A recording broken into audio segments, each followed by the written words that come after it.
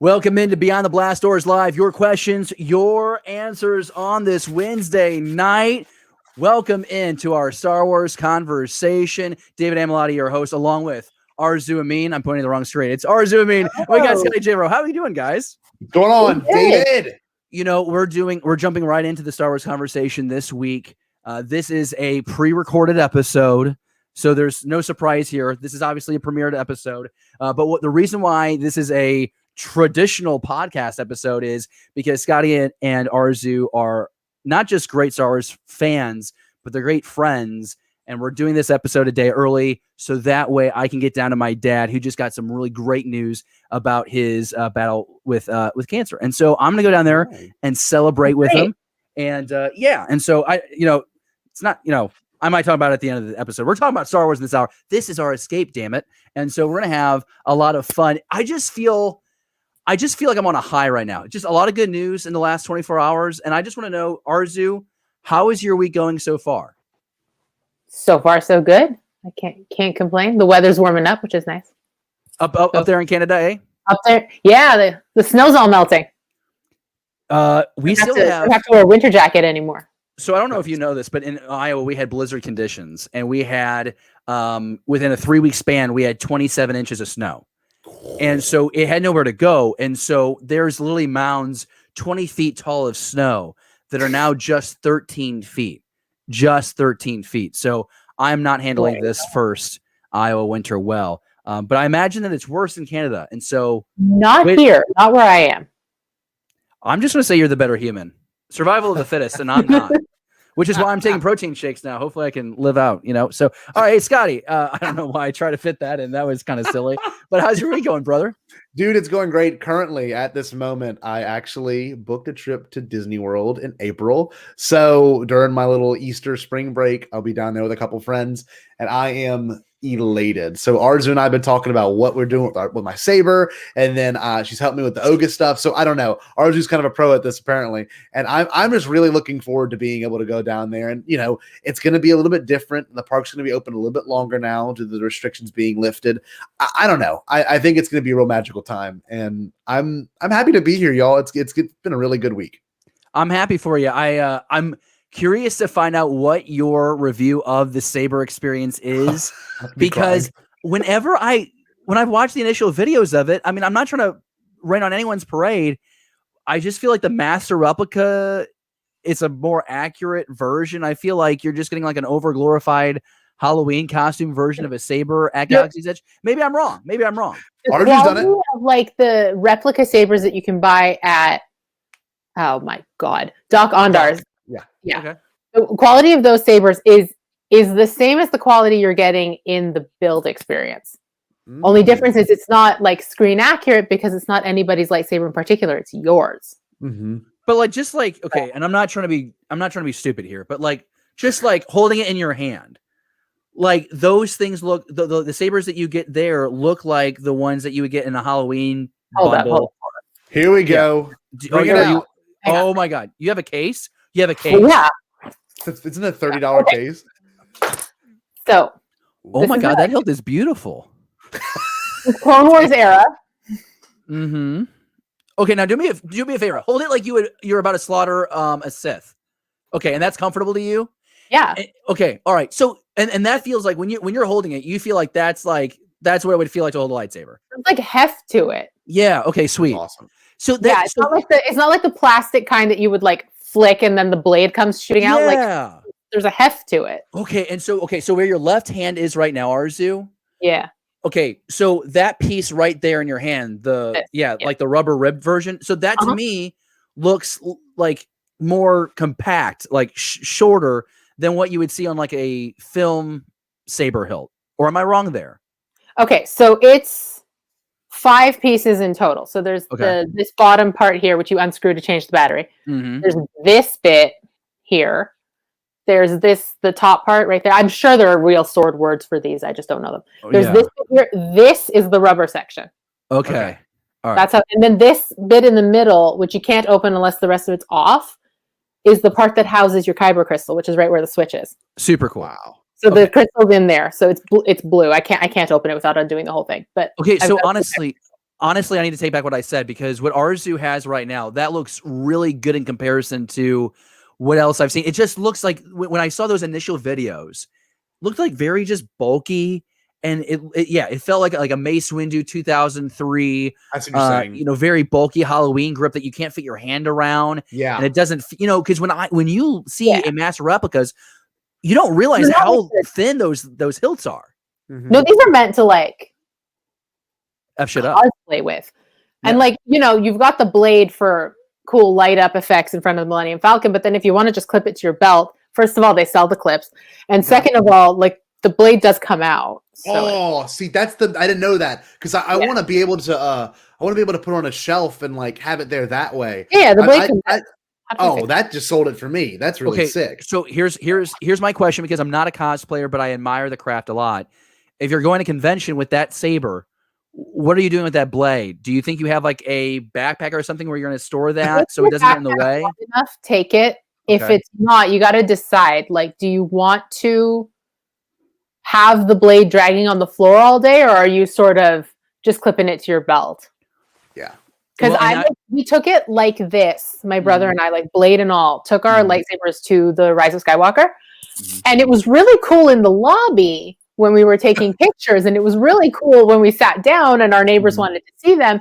It was less cool when I had to balance it like this for the entire runtime. Yeah. Well, and I'd be curious too, is the durability, right? So you can go spend $500 on a combat grade saber. I would be curious with what you have right now. I wonder, like, if you make impact, how like the blades for like I'm saying cheaper. I'm not trying to be rude, but like a cheaper blade, you'll get like beads. You can tell where it's come and made impact. So I wonder what the quality is of the saber blade. My brother and I have fought with these. Now I'm just trying to see if there's. Yeah. That was like the first thing we did. It looks brand new from my perspective. Looks brand new in 1080 HD. We've made like proper contact with them. Yeah. Including the masters on my arm. And like, it's fine. Does it come with a stand to Arzu or no? There's I'll buy a stand. It comes with the case. Like, I didn't have to buy the case. The case came with it. Oh, nice. Because like they understand it's cumbersome to carry this around all day at the park. So it slings over your shoulder. Oh, Scotty, cool. you can find a pretty sweet saber stand. I'm going to say for $25 on Amazon. I feel like they have stands, but they can be had for less. Yeah, for sure. Well, Scotty, I mean, kind of going back to what you originally brought up, if that's what you're going after, that's a quality blade, and it's going to make a great shelf piece if you want it for that. It's going to be great for you to have on the celebration floor in 2022 when we all get together. Exactly, and the way I look at it, y'all, is Katie and I, we've been together 5 years. More than likely, this will be, I wouldn't say our last hoorah before we have to start getting married and saving up money for that. But like, I want this to be, you know what I mean? I want this to be like I'm sorry. I mean, I spent a lot of money already. I'm going to keep spending money because I want to be able to do this just once and be satisfied with doing it just once instead of going there and saying, I wish I would have done this, wish I would have done that. I'm going to buy the $35 drink and come with a little Jabba the Hutt thing. I'm going to go all out, and it's going to break the bank, and maybe Biden's bucks might help us, but I'm going to do my best to Biden's bucks. Yes. I love that. I totally agree with that, Scotty. Like, if you're going to go, you might go again. There's no reason to think you won't. But if you're going this time, like, everything's open. Rise of the Resistance is there. You've got, I don't know how you feel about the droids, but all of that is there. It's there. Just go hard. Just like, do everything. Chicago was a great experience, and I don't think I would change anything about it. Had a great blend of friends and meeting new friends. And well, I mean, crap, Scotty, that's how our story kind of started in a way. Yep. And I agree with you. My one objective when I went to Chicago was I wanted to get Claudia Gray's Master and Apprentice convention special cover book, or the convention limited edition cover.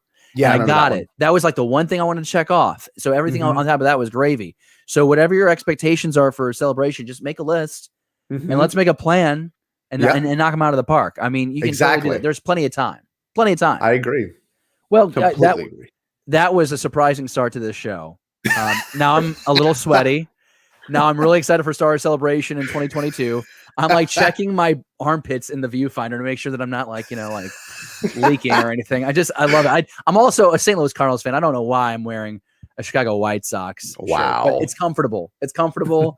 And I want to be comfortable with you. I want you to be comfortable with us as we have the Star Wars conversation. In the next 50 minutes or so, we're going to tackle some really incredible questions submitted to us by the Star Wars community, folks who are part of our Star Wars conversation. So before we get started, we just want to say a big thank you to everyone who sent out questions on Twitter. You can always tweet us your questions at BTBD Star Wars. Include the hashtag Beyond the Blast Doors Live. And every week we will do a fan question section at the end of each show where you pick the topic and we talk about that. But this episode, up until about 10 minutes ago when we got on a lightsaber tangent, this entire episode was going to be about your questions. So now we're going to pivot and we're going to go to that part of the episode. And really excited for this first question because it is a little surprising. It's not your typical Star Wars question. Star Wars Line by Line asks, would you ever be into a Star Wars show with no action? Something like a political drama. Follow-up question, would it ever get made? So Arzu, I want to pitch this first to you, my friend. I want to know, is there a Star Wars story out there that you'd like to see that doesn't involve action that you think it could be made into a movie? 100%. 100%. Like they said political thriller, and the first thing that popped in my head was Catalyst. Because I know Catalyst has a bit of action here and there. Honestly, those are the weakest parts of Catalyst because the best parts of it are the sort of the machinations between like Krennic and Galen Erso, and it feels like a political thriller. It reads like a political thriller. So obviously, I'm not a fan of adapting the books directly, but clearly that you can tell that story in this space. So that, and then because it's me, I will always, always, always advocate for some kind of romance, not in the same story. But would either of them get made?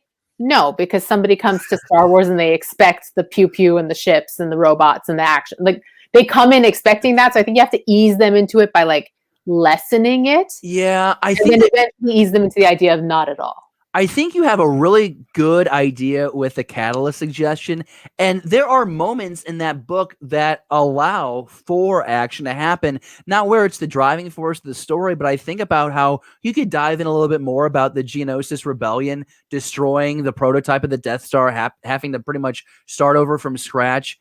And that could be like a visually stunning sequence to see that all progress, depending on how much of that you want to make the story. Catalyst is one of my top 3 canon novels of all time. And that's even including, I like to pull in the EU with that conversation. Just be like, of all the stories out there, Catalyst is a top 5. It's so fun. It literally felt like a movie as the story is unfolding. And then when you get into Rogue One, it's just like, it's just incredible. And at the same time, I had a friend with me who did not read the book, watched Rogue One with me in theaters, and thought the movie was just the bee's knees, went back, read Catalyst, really thought it added a lot of great stuff to that story, but didn't feel like it damaged his experience watching the movie. And I think that's a great tell. Years after I saw Rogue One.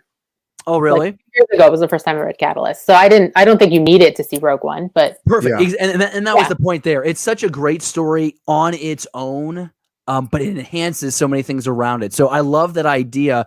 And also, if there was any way to get, we always talk about, can we get more Ewan McGregor, Obi-Wan Kenobi? Well, obviously, we're going to get that. But my goodness, if you could get some more Krennic with Ben Mendelsohn, how enjoyable would that be? I mean, get him surrounded by 6 or 8, Death Troopers on that shuttle of his, cruising around the galaxy, trying to make this Death Star thing a reality. Maybe even getting a little bit more Tarkin play. Arzu, I think that is a stellar idea. Scotty, same question to you, man. What's a Star Wars story without any action or a little action that you would love to see? The thing is, Star Wars at this point, in terms of where we are with it, really sacred still. Now, let's say the sacredness of it wears off in about 20, 30 years. And you can do things like, I'm not even kidding, a Star Wars sitcom or something in that regard where it's kind of campy and it's kind of playing to that really Phantom Menace kind of era, weirdness. Now, I would love to branch off. Like Arjun said, is it realistic? I don't think so.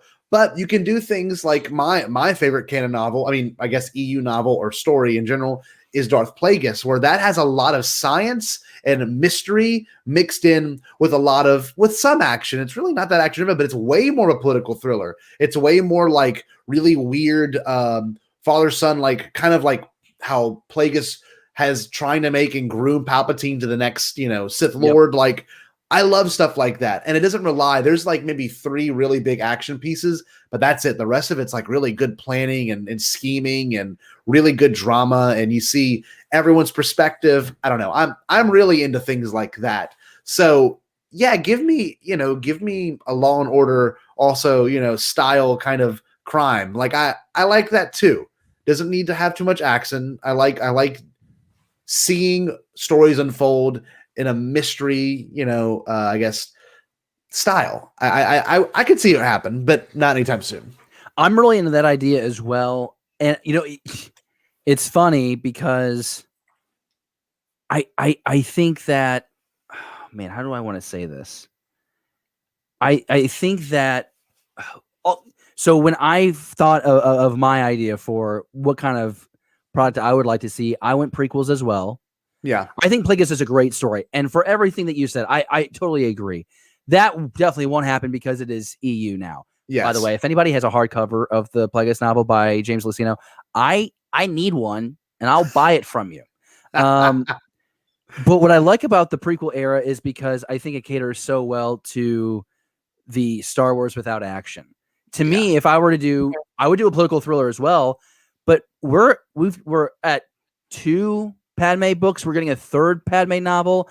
I would love a Padme focused Queen Amidala live action something. Maybe I like WandaVision. Like give me like 6 to 8 episodes, and now it's completely it would be completely female driven because you're getting Padme figuring out how to literally lead a planet as a 14-year-old. You can throw in a little fun with the handmaidens. Seo Bubble, the old guy with the beard, Seo Bubble. I always forget his name. But you can play in that realm, that sandbox really well with those characters. And maybe it does open up a little bit to maybe you have a couple cutaways to the Trade Federation is brewing their master plan of invasion or whatever. But I think a political thriller with Padme and the handmaidens, that kind of a story, that could be really fun and wouldn't require a whole lot of action. But the thing about Star Wars is so much of the action is rooted around the threat of the story, which is usually war. And so inevitably you feel like for a Star Wars story to be great, there's got to be something of value at risk for our hero to salvage. So maybe my story is probably the most boring out of the 3 that have been pitched on this show. But I just think that really speaks also to just how well thought Arzu's point is, how exciting I find Scotty's. And yeah, I think that kind of what Scotty said, it's like the prequel era is kind of weird. It is strange, but it's Star Wars fun. And I think you can pull a lot of stuff out of that space and time to where you can get that non-action Star Wars. But yeah, none of these get made. None of these get made because you know why? Because if they were, then we wouldn't be doing this podcast together. We'd be working for Lucasfilm in the story group. And yeah, that's true. I mean, out of the 3 of us, I think Arzu has the best chance. And she's still here with us. So for right now, we're just here together. It's okay. One day. One day. Do you have a Star Wars pitch? Do you have something? You have to have something better than my pitch. Mine sucked. I'm going to be honest with you. I forgot half my idea because I was trying to remember the story that Scotty pitched, and it took me like a minute and a half to remember Darth Plagueis. So in my defense, I am an idiot. Hey, remember, we want to bring back Cad Bane. Bring Cad Bane back. It's got to happen it's going to happen every week. Just get used to it. Hey, let's go on to the next question. We got Maggie. You know what? I like Maggie's question, but I want to go to Norhall. No, I don't want to go to Norhall next. I want to go to Darth Del Rio because I think that we're going to be able to knock this one out of the park fairly quickly. Not that it's a bad question, but I think it's just going to be a pretty concise conversation. Darth Del Rio tweets out at us, does merchandise sales drive content creation? Could this be a reason why a Bad Batch show, which is a continuation of Clone Wars, get made compared to more sequel trilogy content, which appear to have weak merchandise sales when compared to Clone Wars?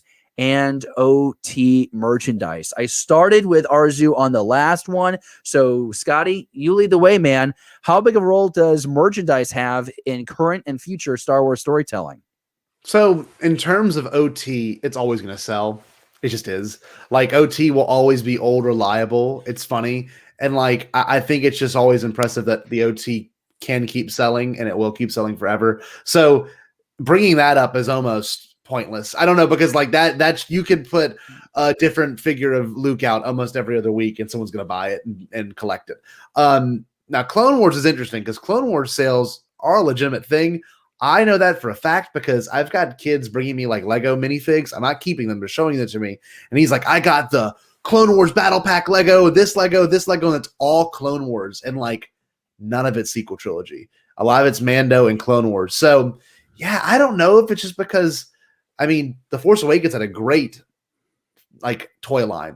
I will say that. But every subsequent movie has been way, way less. And obviously The Rise of Skywalker, if I could recall correctly, maybe had 10 figures. So I don't know. I think Clone Wars sells, and I think kids are buying it. I think it's more so kids than adults at this point who want to have the Clone Wars stuff. I mean, Pete's son, for big example, he loves Clone Wars. He'd rather do that than probably buy a sequel trilogy figure. But that's just me. I don't know. What do y'all think? Well, I think it's interesting because I think The Mandalorian changed the game for merchandise when it comes to Star Wars. Baby Yoda changed everything. And if you want to look, there is a great story. I wanted to look this back up, but it's from Entertainment Strategy Guy. This came out in 2020, last May. Does a great breakdown of merchandise sales and kind of the resurgence because merch did take a dip during the kind of like the transition between Lucas and Disney. We're talking about millions and millions of dollars, obviously, in merchandise starting in year one in 2013. The number there, I believe, is like 30 million or something. I think that's the number. And it slowly peaks up. 2016 was at its height. So Last Jedi, Solo, and that was at a 5, and it dips down. In 2019, it came up a full point. So 2018, it was at a 2. 2019, it's at a 3. Don't have the numbers for 2020, but Baby Yoda plays a pivotal role in the in the swing going back up. I don't think that Star Wars stories are told for the merchandise. I still want to believe that it is story driven. But I think when you have the Clone Wars and you see how passionate fans have been, I mean, years, near a decade, fans asking for more Clone Wars. The Bad Batch, while that's not the spinoff of the Clone Wars that I thought was going to happen, well, you now have 5 action figures right there. You got the Bad Batch plus the Fennec. You're going to have an enemy. Okay, so there's another one. You're probably going to make an Emperor one. Who knows? Yep. So you have all these figures that you're able to make. But we talked about this on Hall Chronicles. Andy and Josh have talked about this a few times. Collecting now, merchandise now, you're not going to your stores to get those items. You're not going to Toys R Us, KB Toys, Walmart, Target even. You're going online to get that pre-order. And I think that's where the biggest shift has been from like a consumer standpoint. Arzu, what do you think, though? How big of a role do you think merchandise plays in crafting these Star Wars stories? I don't think merchandise plays a role in cracking the Star Wars story. I think Bad Batch is like a natural next move only because it's pre-designed assets. It's D. Bradley Baker in a room by himself, just talking to himself. So it's an easy, low stakes, low sort of, not commitment, but it's not a difficult thing to sort of mount while you're sort of prepping your next phase, to just sort of keep it rolling. So I think it made sense as like, if it's like a 1 season thing, just to sort of, and I'm actually a lot more excited for it than I sound. Like I am genuinely very excited for Bad Batch, but I do think in terms of toy sales, sort of OT/Clone Wars versus sequel trilogy, I think a lot of that has to do with the adult collectors. Because you see how many variants on a Stormtrooper and a Clone Trooper that they put out there, and y'all buy every single one. Kids don't care. Like, get them the plastic set that they're going to open and play with. Like, I mean, I'm sure there's some kids that care, but but it's the multiple Black series that they're putting out. So I feel like there is some sort of, I think the merch trends drive what kind of merch gets made, but I don't think they drive what kind of shows get made. Good point. If Really that good makes, point. Yeah.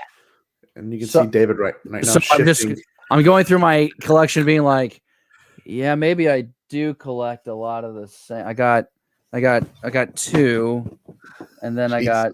Why do you have 2 of the exact same thing? And then I got CAD, and then I got Ray. Oh, this is a lot. This is problematic. Can you even hear me talking right now? Oh my god. Yeah, it's muffled, but okay. Oh god, Jar Jar. I got a mouthful of Jar Jar. So real quick, because it's an important point, Arzu, you bring up the fact that it's mostly adults collecting what we want to collect. Now, kids, it could be gifts for kids, but also, you'd be walking down the toy aisle and the kid's like, that's what I want. And the parent might or might not get it for them.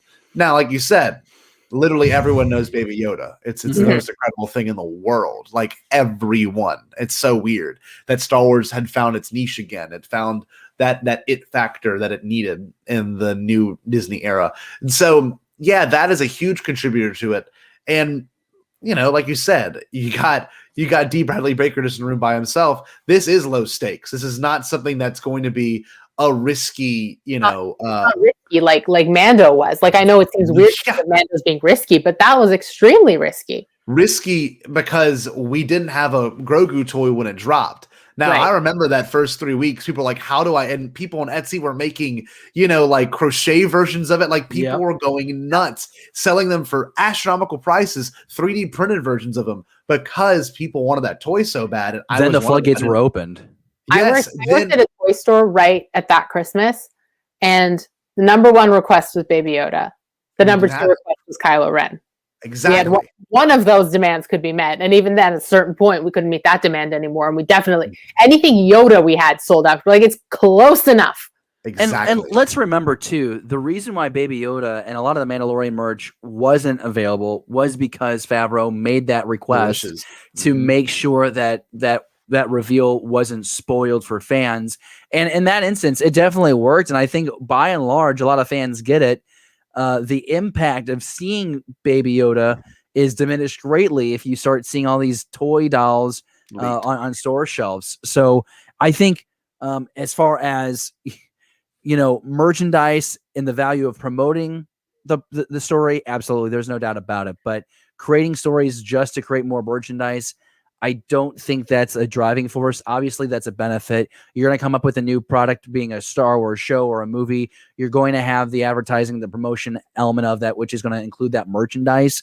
But I think if Star Wars gets to the point where we're just trying to do, we're just trying to come up with a new line of Black Series figures, I think it's time to wave the white flag. Maybe that's just me. You guys did make a mention about the Bad Batch and your excitement for it. I'm going to say now, I think my excitement for it will be completely for the other characters that are brought along the way in that show. Fennec Shand, I think we're going to get a little Emperor. I think Vader's going to come in somehow. I think somehow this new Dark Lord of the Sith is going to make an appearance, and it's going to catch the galaxy off guard. Who knows who else we could get? Who knows? Maybe Jocasta News hanging out in the Jedi library with a Kyber crystal blaster ready to whoop some ass. But this is taking place before it. Wait. Oh, that's right. She runs away and then she comes back to the temple, right? Not in the temple anymore. Yeah. Oh man, why did I think that she just hung out in there? Yeah, that wasn't. This library. It's just not the temple library. Maybe we'll get Thrawn too, because Thrawn was at the very beginning of the Clone Wars. They found him right after Order 66. Oh, that's right. We can get real weird with this. That would be wild. I didn't even think of Thrawn. Yeah, I mean, thinking the rise of Thrawn in this. Dave, I don't know, do we know? Is it confirmed that Dave is the one writing this? I don't know. He's an executive director on it. Okay, so we're gonna get the Dave stuff out of this. We're gonna get the things Dave likes and the things Dave does really well. Maybe we'll get Hondo and Akka, which I would love. So this is the spiritual successor. Yes, it'd be amazing. So. What I'm really looking forward to in this show is the possibility, and also there's going to be some pretty big curveballs, I'd imagine, in this show, that they're going to take some pretty interesting risk, more than they would with Clone Wars, because you have precious like Rex and Ahsoka. Whereas the Bad Batch is still pretty fresh in our minds. We might end up getting one of them killed off. We don't know. We'll see. Might have to do a rewatch. Might have to do a rewatch of the Clone Wars season 7 here in a little bit. Arzu, I think this is a question that's going to get you excited. Maggie is a friend of the show. She tweets us, what are you most looking forward to in the Book of Boba Fett? What sort of stories are you interested in them exploring? So Arzu, when we're talking about the return of Boba Fett in the Book of Boba Fett, again, co-starring Fennec Shand, what's a story that you're hoping is explored? So they take over Jabba's palace. Mm-hmm. We don't know why. Nope.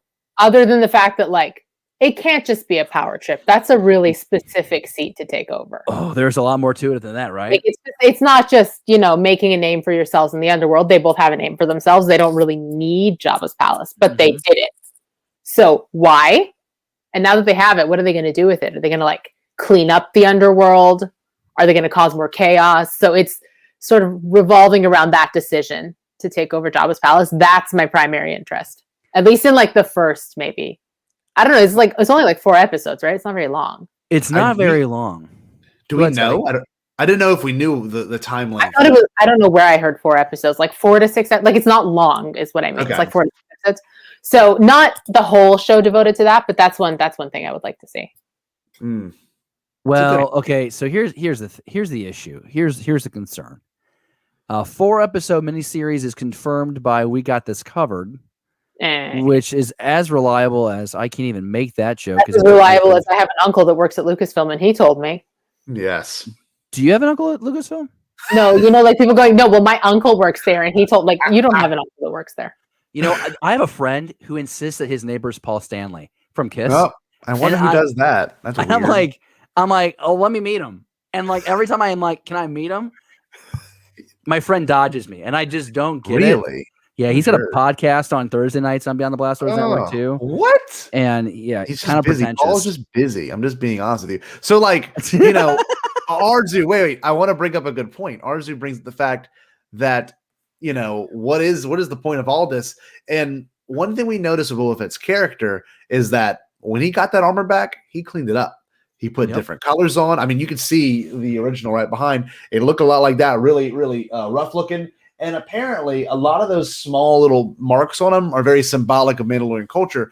And he had orange little squares on his helmet, which meant, I think, revenge or something weird. Whereas now he's got red, which refers to, like, I think, I forget. They all have different symbols. But I can tell you this much. Is he doing it to clean up the underworld? That's a great theory. I would actually love that, because his dad was kind of a noble person, just in a terrible position, right? If you play the bounty hunter game and you watch the bounty hunter stuff, his dad really wasn't a bad guy. Jango was not a bad person. He was trying to, make his way in the universe. And apparently it's Boba Fett's admiration too. So let's see where it takes us. I am not having any preconceived ideas. I don't want to go on this show with crazy expectations besides bringing Cad Bane back. And that's it. Well, think about things. Oh, love that, babe. Thank you. Like, think about Boba's point of view. The last time he was, like, deeply entrenched in the underworld, he fell in the Sarlacc pit. You know what I mean? Like, he's kind of got this, like the underworld as is almost killed him. Yeah. So he's probably not super invested in things staying the way they are. Yeah. And we don't know what happened in that 5 years, because he crawled out presumably right away, because you're not going to survive in there. It was 5 years on Tatooine doing what? I think I brought this up before. It would be really fantastic. Again, I don't know how realistic a Solo 2 sequel is, and I'm a big fan of make Solo 2 happen. I'm on the record for that. But it'd be really fun if Crimson Dawn was in ruins and Boba Fett somehow, this is part of the master plan. I'm gonna regain control of the Hutt system and those trade routes, and either take over Crimson Dawn or build something stronger to take it over. I mean, kind of like with the Shattered Empire, right? It's in so many fractions, or factions. I always get that confused, but it's splintered, right? And so you have a lot of people going for control. Well, Boba Fett is probably one of those bounty hunters who actually has the intelligence and the strategy to assume power, get followers, and gain territory. And that would be fun to me, is if you could explore this larger galactic, rogue kingdom, for lack of better phrasing. But when you go back to the idea that this is only going to be 4 to 8 episodes, that just doesn't seem like something that they're going to tackle. But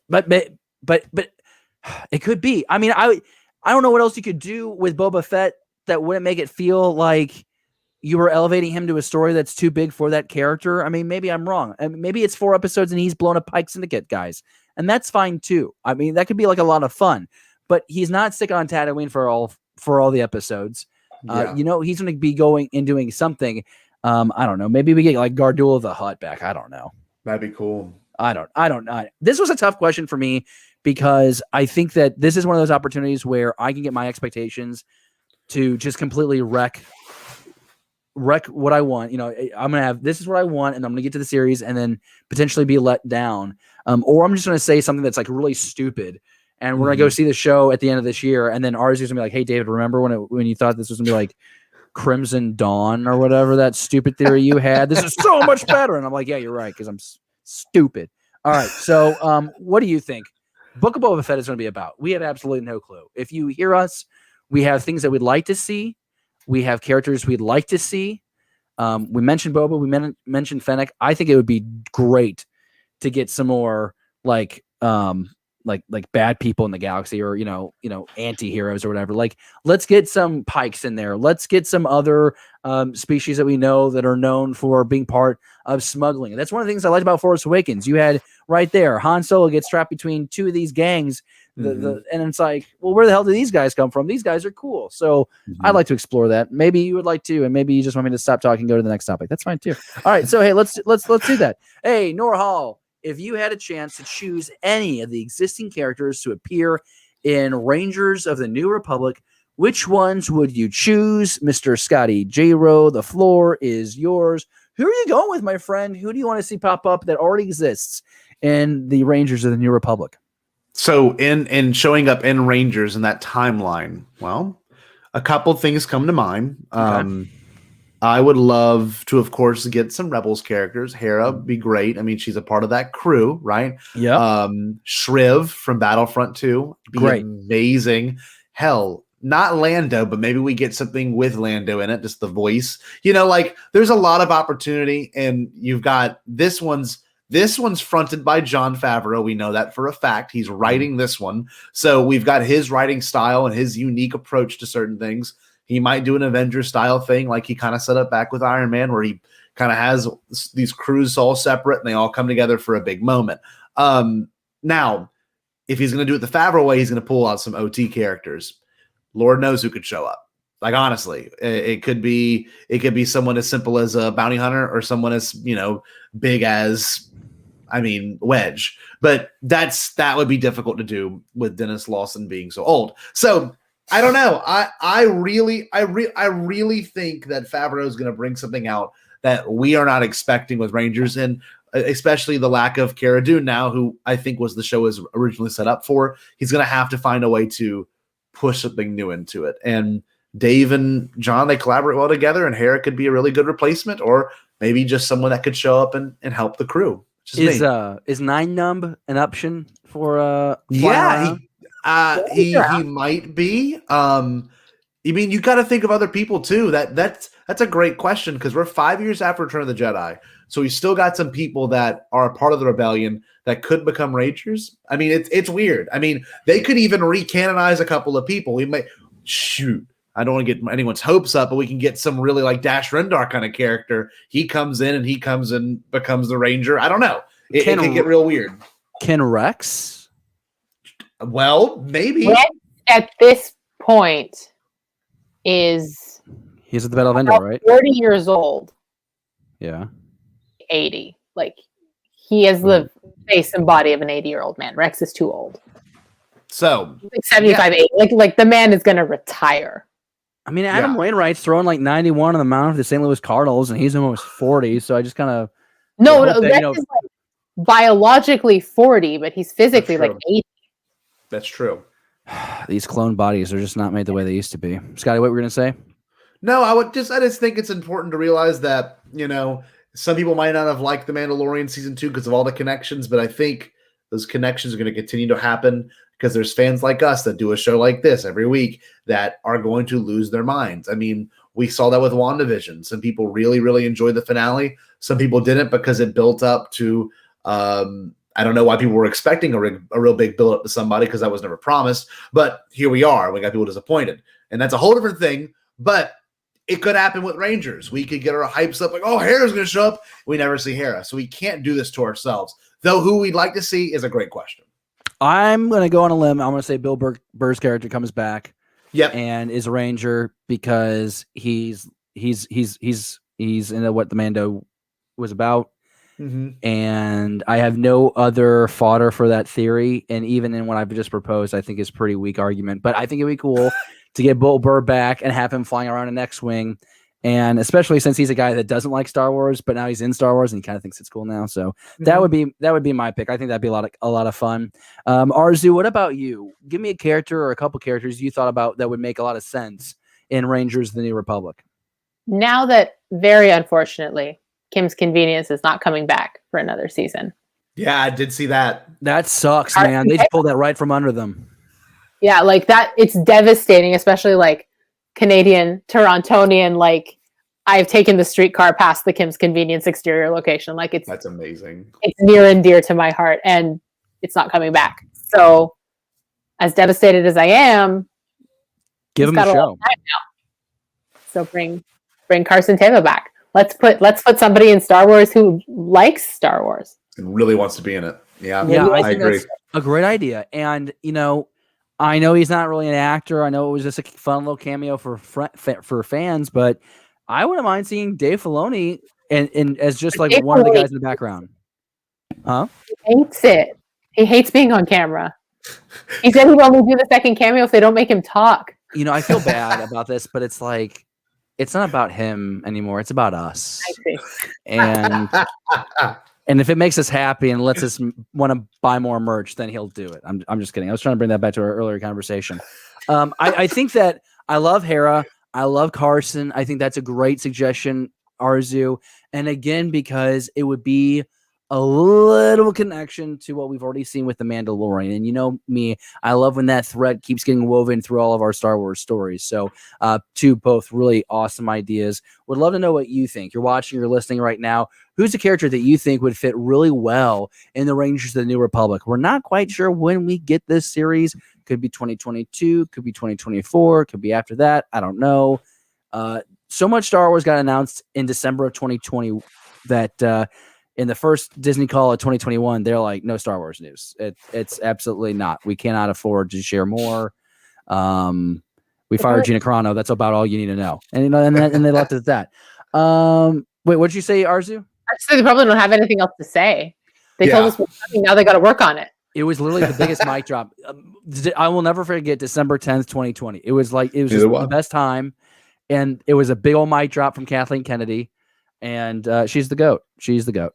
That was 1, 2, 3, 4 questions that we've done.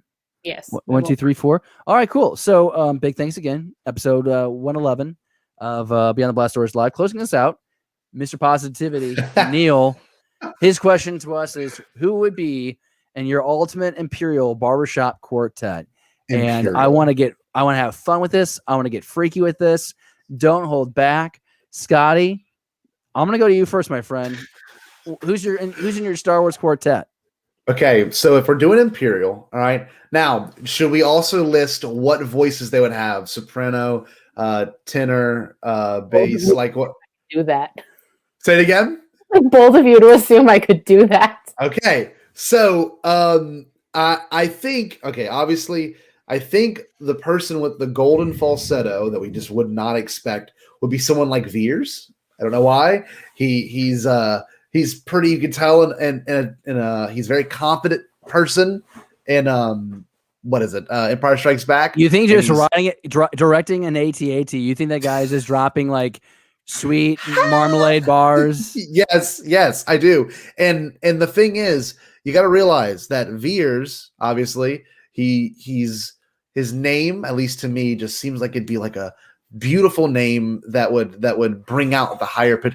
Fears, like it's very refreshing. Maybe So I could see Go, him doing David. like a Neil. I could see him doing like a Neil Diamond cover, like Yes. maybe tonight, maybe tonight, maybe tonight by the fire, all alone, you and I. Arzu's like, here's Neil Diamond. Neil I know who Neil Diamond is. I just don't know what's happening. Oh, so I was trying to help his argument. No, Veer's on there. I like Moff Gerard because he's kind of the paranoid one.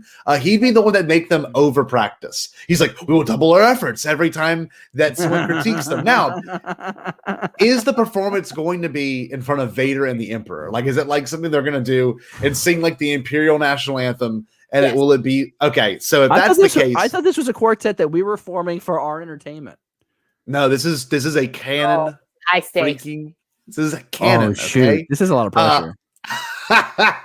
So last but not least, the bass. The bass is so important. We've got Thrawn doing the bass, but it's all very mono, and it's not. He enunciates well, but he's not in it for the showmanship. He does not like doing the snapping. He does not like doing the hand gestures. So we've got my three would be Gerard, Veers, and Thrawn. So I will say this though, I think Thrawn would be more into it than you might expect. As a man who appreciates fine art and culture, he would be all about making sure that he has the gestures right and the rhythm and the facial expressions. Yeah, it would be very important to him. So I think you got to sell our three. Arzu, is your quartet? Well, actually, a quartet is 4, right? So you need a 4th one, Scotty. Oh no, my fourth one. My fourth one, who's the one that gets choked out by Vader in the beginning of Empire?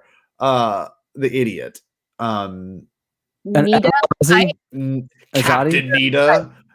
It's one or the other. It's either Captain Nita or Admiral Piet. No, Ozzy. Piet lives. Ozzel. Okay, I want Nita because Nita's the one that would like show up late to practice, and he would be more flustered than anyone else. So I don't know. I think Nita would be the slacker, but he might be the golden talent in the end. I think that your quartet's never going to be ready for a performance because there's going to be so much internal strife, which is actually pretty consistent with who you are as a person. So hey, let's make it happen. No, you're lovely. No, I think that was good. Arzu, what do you got? Okay, so I want Piet because he's got survival instincts. Barbershop quartet. So Piet's in charge. We have Thrawn, but we also have Eli Vanto. It was Vanto's idea to join the barbershop quartet, and Thrawn just ran with it. And is a better singer than Eli, but he holds back a little bit so Eli doesn't feel bad. And then rounding it out, I just don't know if this all lines up. I don't think they're all in the same place at the same time. But I want Krennic there because I feel like he'd think he's the talent. And he's really mediocre. And he's like somewhere in the middle. Because Eli's our golden boy. And Piet doesn't want to tell Krennic that he's not as good as he thinks he is because he's just going to leave the group and then they'll only have 3. And then Thrawn is just observing all of this. Yes. So this is my ideal barbershop quartet. Oh, that's good. That's really good. I like it. I like Krennic's the show off, but he's okay. He's like he feels like fake to practice because he thinks he's like star, but he's like really not. David, but Piet won't. That's so funny. That's a crew. Okay. So Babu Freak. He's not Imperial. It doesn't have to be Imperial. It's an Imperial. It does. It's Imperial quartet. Word for word, David. That's why we're choosing Imperial people. What? Yeah, I was like, Imperial. Damn it. For anything. Oh my god, I did not read this question clearly enough. In our That's what made it difficult. This is what's going to make it difficult. Okay, all right. Well, no one said Tarkin yet. Tarkin would be on there. Tarkin's going to hold it down. He's actually going to be surprised. Tarkin's my soprano. He has a mean falsetto. And then I am going to go the guy who's shouting down from the control room overlooking the Falcon and A New Hope. The guy who's like, TK421 at you, or why aren't you at your post? TK421. He's my bass. He's my dude. because he can get soulful. Like We're gonna find out his name right now. Yeah, find that Wikipedia page. Look that up right now. Can you tell that I'm coming up with this on my own? Does do mouse droids count? Because that should really have been my soprano. No, we won't do that. Okay, so we got 2 of the 4. When I'm going through my Imperials, who would be another one I want? Oh, you know who I want? I want that guy who you rebel scum in Return of the Jedi. Oh yeah. Guy, he's gonna be like my alto. Okay, so rounding it out. So now we need a tenor, right? We need a tenor. Okay. I'm moving Tarkin down to tenor. My soprano is going to be the other Imperial guy from Return of the Jedi, who gets like basically the bomb thrown at him, and he falls into the reactor. Han throws. Oh yep. Yeah, because that guy can. I think he actually they used the Wilhelm scream on that one. Mm-hmm. So and you can't get higher than the Wilhelm. I mean that's fantastic. So they're my 4. I found you a quartet of Imperials to sing melodies. They're like the underlings though. They're not like the bigger ones. I like that actually. That makes it a little more believable. Yeah, I wanted this to come off like I really researched it, but since I showed you my hand and I didn't read this question correctly at all, I made that all up in this moment for better. So real quick, who's the one that was in Clone Wars that then was in Rebels? Commander Yularen. He sings the national anthem. Like he does not need a backup crew, and good one. He's good. He's just got it. He's completely a cappella. He's got. So this is weird because we've only seen him in animation, but I'd like to age like Yularen. Yeah. I feel like he really kept it together. And then when you see him in A New Hope, I mean, this man says nothing, but his eyes say everything. He's like, "Yep, why am I still here? How did it get to this moment? If I don't say anything, maybe no one will notice me, But he's got the white digs, man. Everybody else gray and that like asparagus green, olive green, but he's in that clean white, man. He stays clean the whole time. Love you, Lauren. Cut out. In fact, I'm gonna sub out. No, I'll keep my guys. That was fun. I enjoyed. Neil, great question, dude. Is there anyone that we forgot? Is there an Imperial that we should have mentioned? I'm trying to think. I mean, we covered all the big ones, right? Moff Gerard. Yeah, I think we've got almost everybody. Can you? I mean, you can't pick like the Emperor. I was gonna say Palpatine. But you know what? Can you imagine? They would be like, no.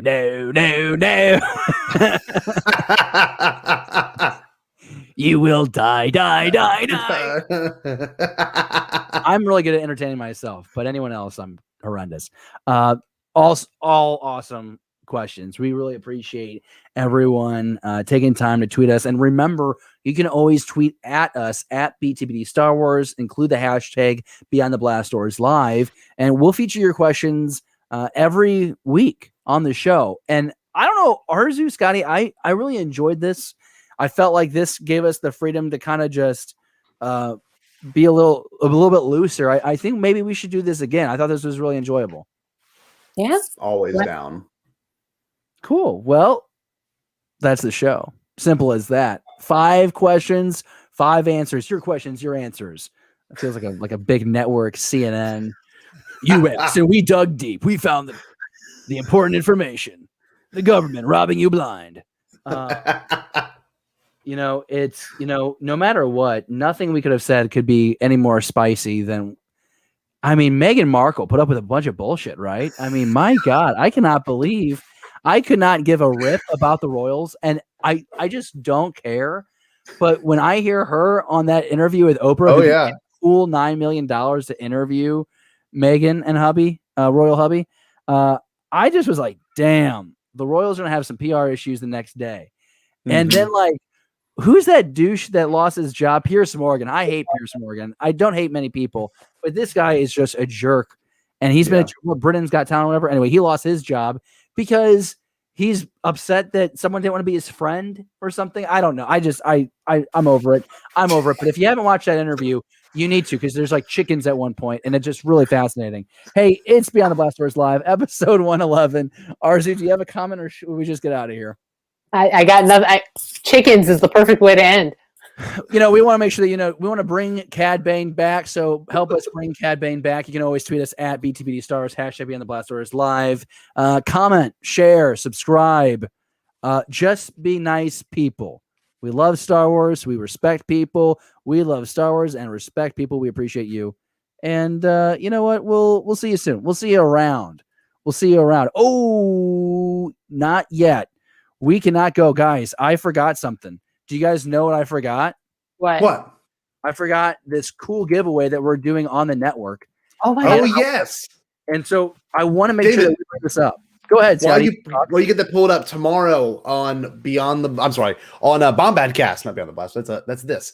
On Bombadcast, we're talking about the infamous, I'm sure you may have heard of this, but the George Lucas produced, Francis Ford Coppola directed, ILM made Captain EO. Now, if you don't know anything about Captain EO, it was the infamous Disney 4-dimensional experience at Epcot. That was a huge deal, and that's what we're talking about tomorrow. And we'll be having some footage from it, a lot of really cool stuff. Jerry, I don't know if he knows anything about it really, so I'm going to blow his mind, and hopefully the viewers at home as well. So, David, what is this giveaway we got going on, bud? Okay, so we're trying to get you to try something new, right? So this is for all your folks who might not have discovered Beyond the Blast Doors yet, or maybe you have found us, but you don't watch all of our shows. So we just want you to try something new this week. Watch one or more of our shows. Use the hashtag BTBDnewbie in the comments section for your chance to win one of these 2 Funkos on your screen. This is a really good deal because these aren't just like your $10 Funkos. You're talking about like a $20 to $35 value. So it's worth your time.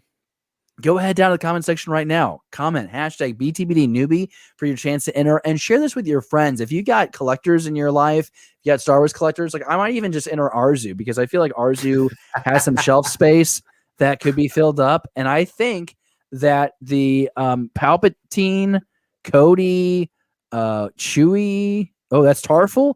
Oh, that's even cooler. The disrespect of having Cody there and writing Utapau Clone Trooper. Oh, it's Utapau Clone Trooper.